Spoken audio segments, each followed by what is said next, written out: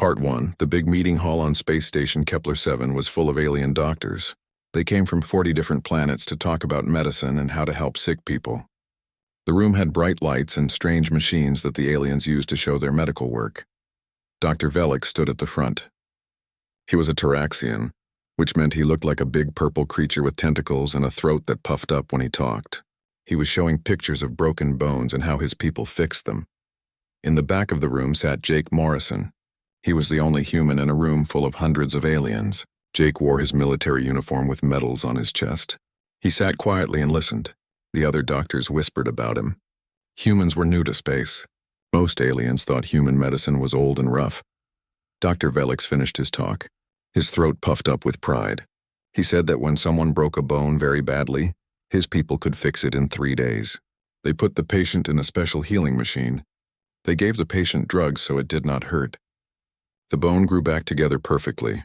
All the alien doctors made happy sounds. They thought 3 days was very fast.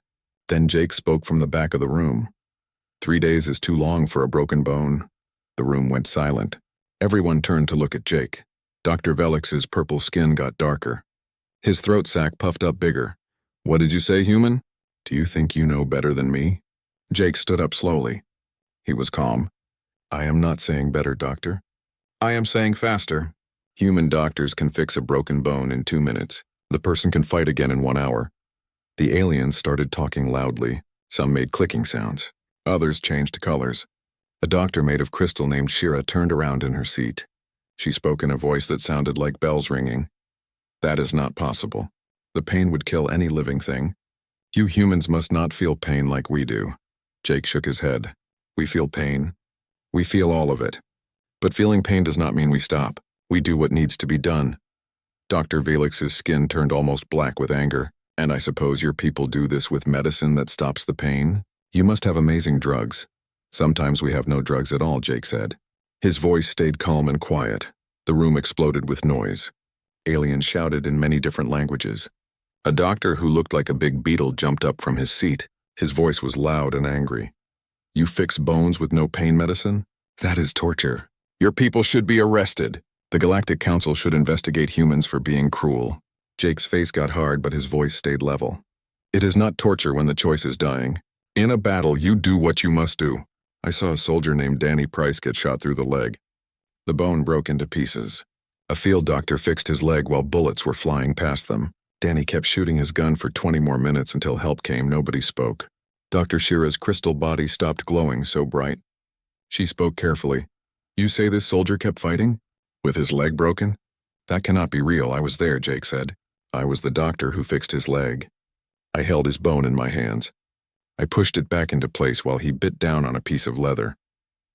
He screamed. Then he picked up his rifle and started shooting again. I watched him do it. The silence in the room was heavy. Nobody knew what to say. These aliens had the best medicine in the galaxy. They could grow new organs. They could heal almost any wound. But they could not imagine doing what Jake described. Dr. Velix sat down slowly. His color changed from black to a lighter purple. He looked confused. Why would anyone do this? Why not wait for proper treatment? Jake looked around the room at all the alien faces watching him. Because Danny's friends needed him. Because if he stopped fighting, they would die. Because sometimes you do not get to choose when you fight and when you rest. You fight until you cannot fight anymore. That is what humans do. A small alien doctor with big eyes spoke up. Her voice was soft. "But surely the soldier went unconscious from the pain. Surely his brain shut down to protect him. Some soldiers do pass out," Jake admitted. "But not Danny. He stayed awake the whole time. He had to. His squad was surrounded. If he slept, they would all die. So he stayed awake. He stayed in the fight." Dr. Shira stood up. Her crystal body made a humming sound. "I would like to understand this better. I have studied many species across the galaxy. All of them avoid pain. All of them seek comfort. But humans seem different. You seek to complete your mission even if it hurts you badly. This is not normal behavior for intelligent life." "Maybe it is not normal," Jake said, "but it kept us alive on Earth. Our world was full of animals that wanted to eat us. We had diseases. We had terrible weather. We had to be tough or we died. The ones who gave up did not survive. The ones who kept going even when hurt, they lived. They had children. They pass down their strength. That is why humans are the way we are. The beetle doctor spoke again, but his voice was not angry anymore. It sounded curious. So you are saying this is evolution? Your bodies learned to ignore pain because it helped you survive? Not ignore it, Jake corrected. We feel every bit of pain. But we learn to keep working anyway. Pain is just information. It tells us something is wrong. But it does not control us. We control ourselves. Dr. Velik stood up again. He looked at Jake with new eyes. His anger was gone. Now he looked interested. Lieutenant Commander Morrison, I think I judged you too quickly. What you describe sounds impossible to us, but perhaps we simply do not understand human biology. Would you be willing to show us how this works? Jake nodded. I can show you. But you need to understand something. What we do is not magic. It is training. It is practice. It is knowing that sometimes the mission is more important than the pain. Any human can learn it. We teach our soldiers these skills because we know that in war, you do not always have medicine. You do not always have time. You have to work with what you have. Dr. Shira's light pulsed with excitement. Then please, Lieutenant Commander, teach us. Help us understand. We have so much to learn from your species. The meeting ended with many aliens wanting to talk to Jake. They asked him questions about human medicine. They wanted to know how human bodies worked. They wanted to understand why humans could do things that seemed impossible. Jake answered their questions patiently. He explained about adrenaline, the chemical that makes humans stronger when scared. He told them about human history, about wars and survival. He talked about the bond between soldiers, how humans will die for each other. As the aliens left the meeting hall, they talked among themselves. Some still did not believe Jake's stories. They thought he was lying or exaggerating. But others were curious. They wanted to see proof. They wanted to understand these strange humans who had just joined the galactic community. Jake stayed behind after everyone left. He looked at the empty chairs and thought about Danny Price. He remembered that day on the battlefield. He remembered the blood and the screaming and the sound of bullets hitting metal. He remembered Danny's face, twisted in pain but still focused on his rifle. The aliens did not understand yet. But maybe they would learn. Maybe they would see that humans were not cruel or barbaric. Humans were survivors. They did what they had to do. And in this big galaxy full of advanced aliens, maybe that made humans special in their own way. Jake left the meeting hall and walked down the station corridors. Tomorrow he would show them. Tomorrow they would see what human medicine really looked like. And maybe, just maybe, they would understand why humans did things the way they did. Not because it was easy. Not because it was painless. But because it worked. Because it saved lives. Because when everything went wrong, humans could still function. They could still fight. They could still save their friends. That was the human way. And Jake was proud of it. The next morning, Jake woke up early in his small room on the station. He had many messages on his communication device. Alien doctors from all over the galaxy wanted to talk to him. Some messages were angry. Some were curious. All of them wanted to know more about human medicine. Jake got dressed and went to the station cafeteria. The food there was strange. The station tried to have meals for many different species. Jake got something that looked close to eggs and sat down at an empty table. Dr. Velix walked up to his table. The big purple alien looked different today. Yesterday he was angry. Today he seemed curious and a little embarrassed. May I sit with you, Lieutenant Commander Morrison? Jake nodded and pointed at the chair across from him. Please call me Jake. Dr. Velix sat down carefully. His tentacles moved in patterns that Jake was learning meant nervousness. Jake, I want to say I am sorry for yesterday. I was rude to you. I should have listened better. But you must understand. What you described goes against everything my people know about medicine. We have spent 10,000 years learning how to heal without causing pain. The idea of deliberately hurting a patient is very hard for us to accept. Jake put down his fork. I understand, Doctor. Human medicine grew differently. We come from a dangerous world. We had big animals that hunted us. We had sickness that killed many people. We had hot deserts and frozen mountains. We learned to be tough because if we were not tough, we died. It is that simple. Dr. Shira appeared at their table. Her crystal body caught the light from the cafeteria windows. She did not eat food like other species. She absorbed energy directly from light. May I join this conversation? Both Jake and Dr. Velix welcomed her. She sat down and her body made soft musical sounds as she arranged herself. I have been reading human books all night, she said. Your species has many stories of people doing amazing things while hurt. I read about a human woman named Karen Woods who flew a broken spaceship with 3 broken ribs and a damaged lung. She saved 43 people. Is this story true? Jake smiled a sad smile. I know Karen. I served with her. Yes, the story is true. She was in terrible pain. Every breath hurt her. But she kept flying because those 43 people needed her. She passed out right after landing the ship. But she got them home safe first. Dr. Shira's body glowed brighter. This is what I do not understand. How can pain be ignored like this? In my species, pain stops all other thoughts. It demands attention. How do humans put it aside? We do not put it aside, Jake explained. We feel every bit of it. But we learn to work through it. We train our minds. We focus on what needs to be done. The pain is there shouting at us, but we listen to our duty louder than we listen to the pain. A new voice joined them. It was Dr. Crix, the beetle-like alien who had been angry yesterday. Today he sounded more interested than angry. This is deliberate training? You teach people to suffer? Jake shook his head. We teach people to survive. We teach them that pain is temporary, but death is permanent. We teach them that their mission matters more than their comfort. Human soldiers go through training where they learn to keep working when tired, hungry, cold, and hurt. By the time they finish training, they know they can handle more than they thought possible. Dr. Velix leaned forward. His throat sac pulsed slowly. I would like to see this with my own eyes. Not hurting a real human, of course. But perhaps you could show us using training equipment. The station has medical simulation machines. Jake thought about this. I can do that. But you need to know something. A simulation will not show you the most important part. The simulation cannot show you what it is like when the person you are helping is your friend. It cannot show you the fear and the need to keep working no matter what. It cannot show you the bond between soldiers who depend on each other. Dr. Shira's light pulsed with understanding. You are saying that humans are stronger when protecting others, that the social connection gives you more strength?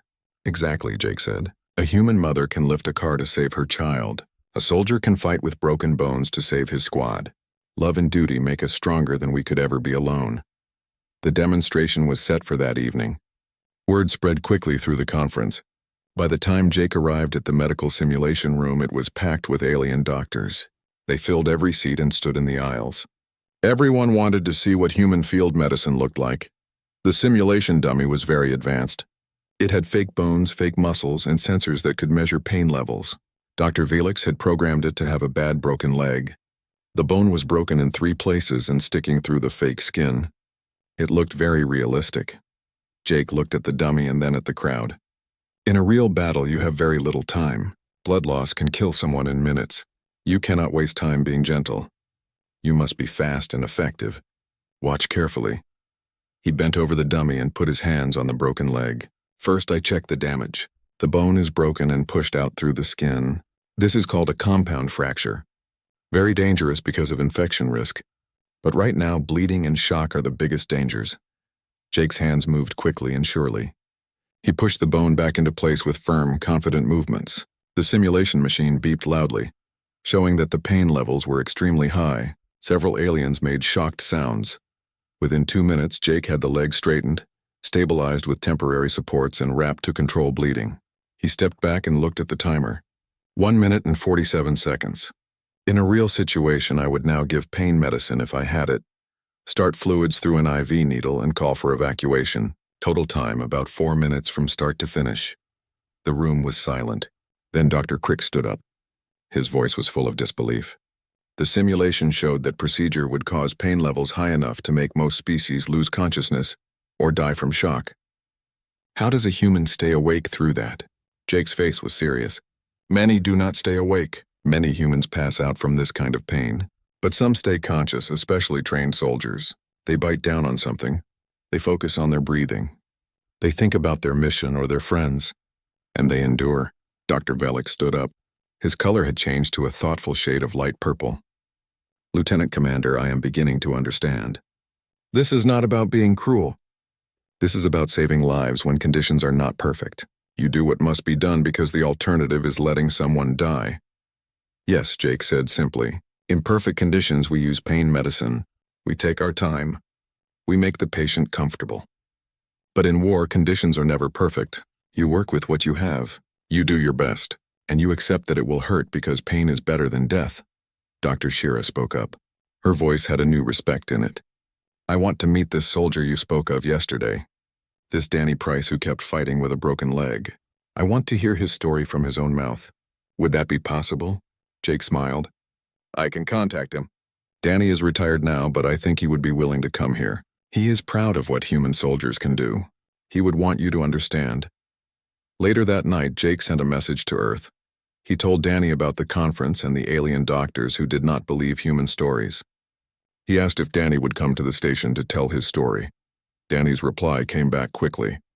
It said only 3 words. I will come. Jake smiled when he read it. Danny had always been a man of few words. But when he made a promise, he kept it. The alien doctors wanted proof that humans could do what Jake claimed. Well, they were about to get that proof. Over the next few days, more alien doctors approached Jake. They were not angry anymore. Now they were curious. They asked questions about human biology. They wanted to know about human evolution. They asked about human culture and why humans valued duty and honor so much. Jake answered all their questions patiently. He explained that humans evolved as hunters who chased their food for many miles. He told them about human history, about wars and survival. He talked about how humans learned to work together in groups because alone they were weak, but together they were strong. The aliens listened and learned. They were starting to understand that humans were not crazy or cruel. Humans were practical. They did what worked. And what worked for humans was being tough, working together and never giving up no matter how much it hurt. 3 days later, Danny Price arrived at the station. Jake met him at the docking bay. Danny walked with a slight limp, a permanent reminder of that day on the battlefield. But he still stood straight and tall. He still had the look of a soldier, even in civilian clothes. The 2 men shook hands firmly. It was good to see each other again. They had been through war together. They had saved each other's lives. That kind of bond never broke. Ready to tell your story to some very curious aliens? Jake asked with a grin. Danny grinned back. Ready as I will ever be. Let us show them what humans are made of. Wanted to hear from the human soldier who had fought with a broken leg. They filled every seat. Some stood against the walls. Others floated near the ceiling if their species could fly. Everyone was curious. Danny Price stood at the front of the room. He wore simple civilian clothes with his old military medals pinned to his chest. His hands were steady, but Jake could see he was nervous. Danny was a soldier, not a public speaker. But he had come all this way to tell his story. Dr. Shira introduced him. Her crystal body glowed with excitement. We are honored to have the conference hall was more crowded than ever before. Every alien doctor urgent Danny Price with us today. He has traveled from Earth to share his experience with us. Please listen with open minds and hearts. Danny stepped forward and looked out at all the strange alien faces watching him. He took a deep breath and began to speak. My name is Danny Price. 5 years ago, I was a Marine sergeant on a planet called Arcturus 4. My squad was guarding a mining colony. We were not expecting trouble. Then everything went wrong very fast. He paused and his eyes looked far away, remembering. We got ambushed by hostile forces. They came at us from 3 sides with heavy weapons. We took cover behind mining equipment and started shooting back. There were 12 of us against maybe 40 of them. The odds were bad. The aliens in the audience were completely silent. They leaned forward to hear every word. I was the squad marksman. My job was to shoot the enemy from far away with a precise rifle. I was behind a metal barrier taking careful shots when I got hit. A railgun round went through my right leg. It felt like someone hit my leg with a hammer made of fire. I looked down and saw bones sticking out through my armor. Blood was everywhere. Dr. Velix raised a tentacle. Forgive me for interrupting, Sergeant, but what was your first thought when you saw this injury? Danny smiled grimly. My first thought was that this was bad. My second thought was that my squad still needed me. We had 1 person already wounded. Our squad leader was trying to organize everyone. We were pinned down and losing. If I stopped fighting, more of my friends would get hurt or killed. He continued his story. Then Jake crawled over to me. He looked at my leg and said it needed to be fixed right away. I asked him if we had any pain medicine. He said no, we used it all on the first wounded person. So I said to just do it. Fix my leg so I could keep fighting. The room was so quiet you could hear the air circulation system humming. Every alien was focused completely on Danny's words. Jake gave me a piece of my equipment strap to bite down on. Then he grabbed my leg. What happened next was the worst pain I ever felt in my life. He pulled the bone back into place. It felt like my whole leg was on fire. I bit down on that strap so hard I nearly broke my teeth. I wanted to scream, but I did not want to scare the younger Marines, so I kept it inside as much as I could.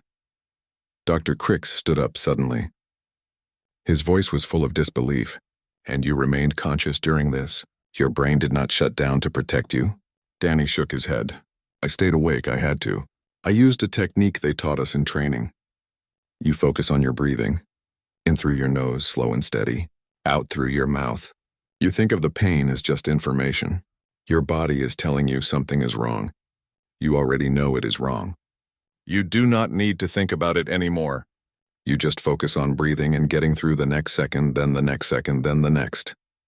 Dr. Shira's crystal body hummed with a sound like confusion mixed with respect. "And after this procedure was complete, you continued fighting?" "Yes, ma'am," Danny said. "As soon as Jake finished wrapping my leg, I picked up my rifle again. I could not stand up anymore, so I stayed on the ground. But I could still shoot. My squad needed covering fire, and I could provide it. So that is what I did." A small alien in the front row spoke up. Her voice was soft and sad, but surely the pain was overwhelming. "How could you aim a weapon accurately while in such agony?" Danny was quiet for a moment, choosing his words carefully. The pain was there. Every second. Like a fire burning in my leg. But I had trained for thousands of hours with my rifle. My body knew what to do. I let my training take over. I focused on my breathing, on my targets, on my mission. The pain was screaming at me, but I was not listening to it. I was listening to my squad leader calling out targets. I was listening to my friends who needed my help. "How long did you fight like this?" Dr. Valix asked. 23 minutes, Danny replied. "I know because I checked my armor's computer later. I fired approximately 200 rounds. My accuracy was lower than normal because of the pain and the angle I was shooting from. But I hit enough targets to help. Eventually, evacuation shuttles arrived and we got out of there. That is when I finally let myself stop. I passed out on the shuttle ride to the medical ship. Jake stood up from his seat in the audience. The room's attention shifted to him. I want to add something to Danny's story. When we finally got him to proper medical facilities, the doctors said his leg was badly damaged. He needed surgery and months of recovery. But because we set the bone quickly in the field, we prevented additional damage. If we had waited, he might have lost his leg completely. Fast field medicine saved his leg." Danny nodded. "That is true. It hurt badly when Jake fixed my leg. But if he had not done it, I would be walking on an artificial leg today. Instead, I just have a limp and some scars. I would take pain over losing my leg any day." A Thren doctor in the back stood up. His voice was no longer accusatory like before. Now it sounded thoughtful. "I called human medicine barbaric yesterday. I was wrong. What you did was practical. You made the best choice from bad options. You accepted pain to achieve a better outcome. This is not cruelty. This is wisdom." Danny looked at the alien doctor. "Thank you for understanding. Humans do not enjoy pain. We do not seek it out. But we have learned that sometimes enduring pain is necessary. We do it to save lives. We do it to protect people we care about. We do it because the alternative is worse." Dr. Shira stood up. Her light was bright and steady. "Sergeant Price, I have studied many species across this galaxy. I have learned about their evolution, their psychology, their medicine, but I have never encountered anything like what you describe. Your species has developed a unique relationship with pain and suffering. You can acknowledge it, feel it fully, and yet continue functioning at a high level. This is remarkable." Danny smiled slightly. "Maybe it is remarkable to you. To humans, it is just what we do. My drill instructors used to say that pain is weakness leaving the body. I'm not sure I agree with that exactly. But I do know that facing pain makes you stronger. Learning that you can endure more than you thought possible, that changes you. It gives you confidence. It teaches you that you are tougher than you knew." Dr. Velix spoke up. His color was a warm, friendly purple now. "Sergeant Price, you mentioned other members of your squad. Did they also fight while injured?" Danny's face became more serious. "Yes, sir. Corporal Lisa Grant took shrapnel in her shoulder. She kept fighting. Staff Sergeant Henry Chen got hit in the head and had a concussion. He stayed in command and led us until the evacuation arrived. Private Kevin Blake had burns on his hands but kept loading ammunition for the machine gun. Everyone was hurt in some way, but everyone kept fighting. That is what Marines do." The alien doctors looked at each other. They were starting to understand. This was not one unusual human. This was normal for trained human soldiers. All of them could do this. All of them would do this if needed. A question came from the audience. Why do you fight so hard? Why not retreat and come back later when you are healed? Danny looked at whoever asked the question. Because sometimes there is no later. Those miners we were protecting did not have time for us to retreat and heal and come back. They needed us right then. If we had run away, they would have died. We took an oath to protect people. That oath does not stop just because we get hurt. He paused and looked around the room at all the different alien species. I think maybe humans are different from many of you because of how we evolved. We are not the biggest or strongest or fastest. We do not have claws or armor or poison. What we have is endurance. We outlast our problems. We keep going when others stop. That is our strength. That is what makes humans special. The room erupted in discussion. Aliens talked to each other in many languages. Some were convinced now. Others still had doubts but were willing to learn more. All of them looked at Danny and Jake with new eyes. These humans were not barbaric. They were survivors. They were warriors who refused to quit. Dr. Shira came up to Danny after the presentation ended. Many other doctors wanted to talk to him too, but she got there first. Sergeant Price, thank you for sharing your story. You have taught us something important today. Would you be willing to stay for a few more days? I think many of my colleagues would like to learn more about human psychology and medicine. Danny looked at Jake, who nodded encouragingly. Sure, I can stay, Danny said. If it helps people understand humans better, it is worth my time. Over the next few days, Danny answered countless questions. He showed them scars from his many years of service. He explained human military training. He told stories of other soldiers he had known who had done brave things while injured. The alien doctors listened and learned, and slowly began to understand what made humans tick. And Jake watched it all with quiet satisfaction. After Danny's presentation, the whole conference changed. The alien doctors stopped arguing about whether humans were telling the truth. Now they wanted to understand how human bodies and minds worked. They wanted to learn why humans could do things that seemed impossible. Dr. Velix invited Jake to his laboratory. It was a big room filled with screens showing cells and bones and other body parts. Everything was clean and bright and organized. Dr. Velix moved around his lab, touching controls and bringing up information. Jake, I have been studying human evolution. Your planet Earth was a dangerous place. You had predators that hunted you. You had extreme weather. You had diseases. It seems that humans evolved to be very tough because they had to be. Is this correct? Jake nodded. Yes, that is what our scientists believe. Humans were not the strongest animal on Earth. We did not have claws or big teeth. We were not very fast, but we could run for a long time. We could track animals for hours or even days until they were too tired to run anymore. We were endurance hunters. We won by never giving up. Dr. Shira appeared in the doorway. Her crystal body reflected the lab lights in beautiful patterns. I have been analyzing the video recordings from the battle on Arcturus 4. I obtained them from military records with proper permission. Sergeant Price's body produced stress chemicals at levels that would be fatal to most species. Yet he continued functioning. Human stress response is far beyond what should be biologically possible. Jake smiled, but it was a sad smile. Yes, humans can push themselves very hard, but there is a cost. Danny spent 8 months recovering from that battle. His leg healed, but his mind took longer. We call it psychological trauma. When you push yourself that hard, when you experience that much pain and stress, it affects your mental health. Danny had nightmares for a long time. He needed help from mind doctors to process what he went through. Dr. Velix's color changed to a concerned shade. So this ability is not without consequences. It damages the individual even as it saves lives. Nothing is free, Jake said quietly. We pay for our toughness with our mental health sometimes. We pay with chronic pain. We pay with injuries that never fully heal. But we make that choice because we value protecting others more than protecting ourselves. That is part of being human. Dr. Cricks entered the lab. She had several floating screens following her that showed data and charts. I have been comparing human medicine to the medical practices of 43 other species. Most galactic species prioritize patient comfort and long recovery times. Humans prioritize getting people back to function quickly, even if it means more pain. This is a completely different philosophy. Jake thought about this. It is not that we do not care about comfort. Of course we do. But humans are practical. When you are in a war, you need soldiers who can keep fighting. When you are on a ship far from help, you need crew members who can do their jobs even if injured. We cannot always afford the luxury of long, comfortable recovery. So we developed medicine that works fast even if it is not pleasant. Dr. Shira's light pulsed thoughtfully. There is something else I noticed in the data. The strongest examples of human endurance happen when humans are protecting others. Sergeant Price fighting for his squad. Lieutenant Wood saving shuttle passengers. Parents protecting children. It seems that your social bonds make you even stronger. Is this true? Absolutely true, Jake confirmed. Humans are social animals. We evolved living in groups. A human alone is vulnerable, but humans working together can accomplish amazing things. We have a saying on Earth, no one is left behind. It means we never abandon our people. We will risk ourselves to save others.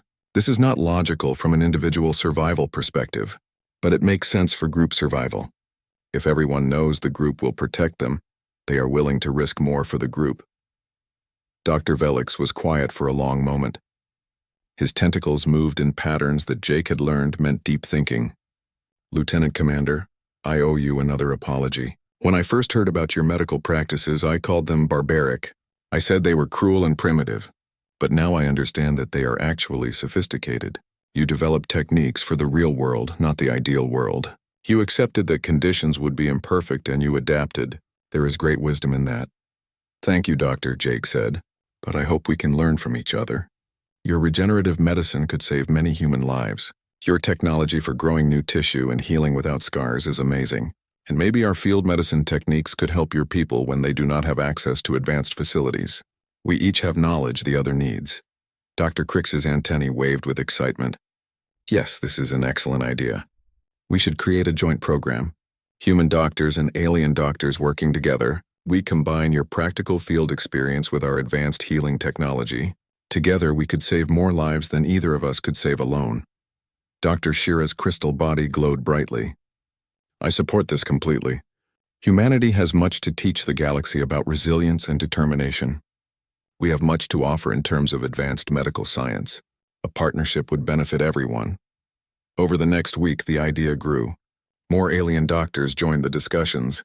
They talked about how human field medicine could be combined with alien healing technology. They imagined medical teams with both humans and aliens working together in emergency situations. Danny participated in many of these discussions. He told them what soldiers needed in combat medical situations. He explained the importance of speed. He talked about the psychological aspects of battlefield medicine and how having a medic who refuses to give up can keep injured soldiers fighting. The aliens listened carefully. They took notes. They asked questions. They were learning to see humans not as primitive newcomers but as partners who had valuable knowledge to share. One evening, Jake and Danny sat together in the station observation lounge. They looked out at the stars through the huge window. Neither spoke for a while. They were comfortable with silence after years of serving together. Finally, Danny spoke. Do you think they really understand now? Jake considered the question. I think they are starting to. They see that we are not crazy or cruel. They understand that we do what we must do. And I think some of them respect it now. Danny nodded slowly. That is all we can ask for, really. Respect, understanding. Not everyone has to agree with our methods, but if they understand why we do things our way, that is enough. They are scared of us too, Jake added, not in a bad way. But they realize now that humans are dangerous when pushed. We do not quit. We do not surrender easily. Even badly injured, we keep fighting. That makes humans valuable allies, but also concerning enemies. Good, Danny said firmly. Let them be a little scared. Humans are new to the galaxy. We need to prove we belong here. Showing them what we can endure, what we can survive, that proves we are serious. We are not going anywhere. We will fight for our place among the stars just like we fought for everything else in our history. Jake smiled. You sound like a recruitment poster. Be all you can be. Join the Space Marines, Danny laughed. Maybe I should write recruitment posters when I retire. I am good at inspiring speeches, apparently. These aliens cannot get enough of my war stories. They sat in comfortable silence again, watching the stars. Both men were thinking about the future, about humans and aliens working together, about combining the best of both approaches to medicine, about building something new and better than what either species had alone. The next day, Dr. Shira called a special meeting. She had prepared a formal proposal for the Galactic Medical Council. She wanted to create an official program called the Joint Species Medical Response Initiative. Teams would include doctors from multiple species. They would train together to combine different medical approaches. The proposal was detailed and well-researched. Dr. Shira had worked all night on it with help from Dr. Velix and Dr. Crix. They outlined how human field medicine techniques could be enhanced with alien healing technology. They showed projections of how many more lives could be saved with combined approaches. Jake and Danny sat in the audience as Dr. Shira presented the proposal. They watched as screen after screen showed data supporting the idea. They saw diagrams of how joint medical teams would work. They saw training schedules and equipment lists and deployment plans. When Dr. Shira finished, the room was silent for a moment. Then every alien doctor stood up. They made sounds of approval in dozens of different ways. Chirps, hums, color changes, light pulses. All of them meant the same thing. Yes, this was a good idea. This should happen. Dr. Velix stood and addressed the room. His voice was strong and confident. Colleagues, we have witnessed something important this week. We have learned that our way is not the only way. We have learned that different species can have different but equally valid approaches to medicine. Most importantly, we have learned that by working together we can save more lives than we ever could alone. I fully support this initiative. The vote was unanimous. Every doctor approved the proposal. The Joint Species Medical Response Initiative would become reality. Human doctors and alien doctors would train together. They would learn each other's techniques. They would deploy together to emergency situations across the galaxy. FN, his peepee. 3 months passed quickly. The Joint Species Medical Response Initiative was now real. The first mixed team of human and alien doctors was ready for their first mission. Jake Morrison was part of this team. So were Dr. Velix, Dr. Shira, and 12 other specialists from various species. They received an emergency call from a colony on the border of explored space. The colony was under attack by hostile forces. Their medical facility was destroyed. Many people were wounded. The defense garrison was badly outnumbered and falling back. They needed help immediately. The medical team arrived in their specially equipped ship. They could hear explosions in the distance as they landed. Smoke rose from several buildings. Wounded soldiers were being carried to a makeshift aid station near the landing pad. Jake took charge immediately. His voice was calm but commanding. We are setting up a forward aid station 200 meters behind the defensive line. Dr. Velix, your regeneration machines are for the most critical cases. Dr. Shira, you coordinate who gets treated in what order. Everyone else, we are doing combat medicine now. Fast treatment. Get people stable and back to fighting if they can. Move quickly. Dr. Velix looked nervous. His tentacles moved in worried patterns. Lieutenant Commander, we have never operated this close to active combat before. Our equipment requires controlled environments with stable power and clean conditions. This is not ideal, then we adapt, Jake said firmly. This is exactly what I tried to explain at the conference. Combat is never ideal. Conditions are never perfect. We work anyway because lives depend on us. Now let us move. The team set up quickly. Alien doctors who had never worked in combat conditions found themselves doing exactly that. The sound of weapons firing was constant. The ground shook from explosions. Wounded people kept arriving in waves. Everyone was scared, but everyone worked. The next 6 hours were chaos and intensity. Wounded soldiers from a dozen different species came through the aid station. Some had burns. Some had broken bones. Some had wounds from energy weapons or projectile guns. The medical team worked together smoothly despite the terrible conditions. Jake was treating patients with quick, efficient movements. He set bones, stopped bleeding, and stabilized injuries just like he had done hundreds of times before. But now, alien doctors with advanced technology followed right behind him. They used regeneration beams to accelerate healing. They applied alien medicines that worked faster than human drugs. They scanned for internal damage with devices humans did not have. A young Marine named Private Kevin Blake came in. He had a compound fracture in his leg almost identical to what Danny Price had suffered years before. Jake looked at the injury and immediately knew what to do. He called Dr. Velix over. Watch closely, doctor. This is the procedure I demonstrated at the conference, but now you can follow with your regeneration treatment immediately. Jake gave Private Blake something to bite down on and quickly reset the broken bone. The young Marine screamed but stayed conscious. His hands gripped the edges of the stretcher so hard his knuckles turned white. But Jake's hands never stopped moving. Within 2 minutes, the bone was aligned and stabilized. Immediately, Dr. Shira moved in with her regeneration beam. Her crystal body glowed as she focused healing energy on the injury. The bone began knitting together much faster than it would naturally. The swelling decreased. The bleeding stopped completely. Private Blake looked down at his leg in amazement. The pain was already decreasing. The bone felt stable. Within 30 minutes, he was standing up carefully. An hour later, he was back on the defensive line with his squad. His leg was not fully healed, but it was strong enough to fight. He would recover completely over the next few days instead of the next few months. Dr. Velix watched all this with wonder. His skin color shifted through several shades of purple. This is remarkable. By combining our methods, we created something far better than either approach alone. The human speed and practicality with our regenerative technology. Together we save time and reduce suffering. That is what cooperation means, Jake said while already moving to the next patient. We each bring our strengths. Together, we are better. As the battle continued, more examples of successful cooperation emerged. Dr. Crix used her species' ability to sense nerve damage. This allowed human medics to perform more precise repairs. A Thren doctor's natural exoskeleton techniques proved perfect for stabilizing spine injuries quickly. Dr. Shira's energy manipulation let her seal wounds instantly, saving precious seconds that often meant the difference between life and death. The alien doctors learned quickly. They saw how human medics worked under pressure. They understood now why speed mattered so much. They realized that perfect healing done too slowly was worse than good healing done immediately. They adapted their techniques for combat conditions. And the human medics learned too. They discovered alien medicines that worked faster with fewer side effects. They learned scanning techniques that could find internal injuries invisible to human eyes. They studied regeneration methods that could heal wounds that would cripple a human permanently. Finally, after hours of intense fighting, the hostile forces withdrew. The colony defenders had held their ground. The medical team had treated over 300 casualties. Only a handful had died. Far fewer than would have died with either human or alien medicine alone.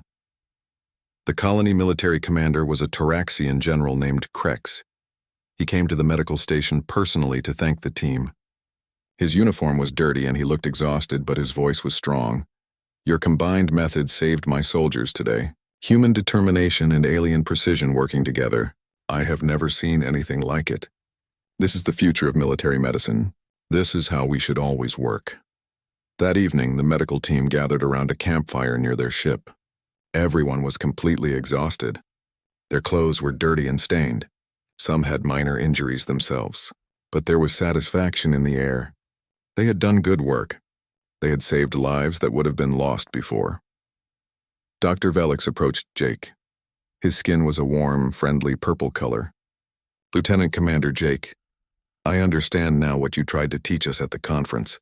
Human medicine is not about being tough or ignoring pain. It is about doing what must be done when circumstances are not perfect. There is profound wisdom in accepting imperfection and working anyway. Jake gripped Dr. Velix's tentacle in a gesture of friendship. And I understand now that your technology gives us possibilities we never had. That regeneration work you did today saved lives we would have lost in the field before. We need both philosophies. Human practicality and alien innovation together. Dr. Shira's crystal body glowed softly in the firelight. Today proved that our differences make us stronger together. Human resilience combined with galactic precision creates something better than either alone. This should be expanded. Every combat zone should have mixed species medical teams like ours. Dr. Crix's antennae waved in agreement.